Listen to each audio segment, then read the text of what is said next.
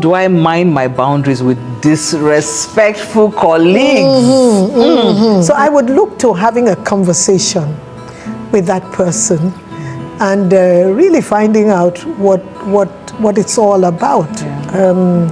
And then if I didn't succeed, I would think of someone who could possibly act as a mediator, a go-between, who can probe the person's mind. This is following the way of peace. You know, the Bible talks about, as long as it's in your power, follow peace with all men. So if I feel that I've exhausted what is in my power and within my space to offer, then I would make a tactical withdrawal. And withdrawing doesn't mean a fight. I would think that's part of boundaries. I would then say to myself, I've given it my best.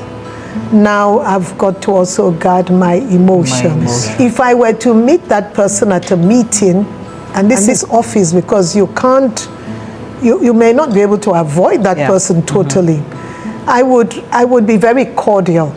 I'd be open to not to believing the best and not believing that I was being attacked in spite of the way the person's behavior comes across. So I try to have an open mind. And I would try also not to speak evil about that person.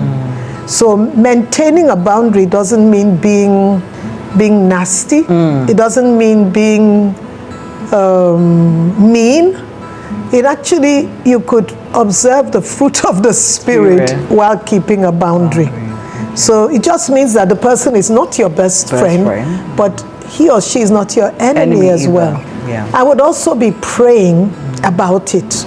I'll pray for God's favor. I'll pray for God to give me the wisdom to approach that relationship and to interact with that person.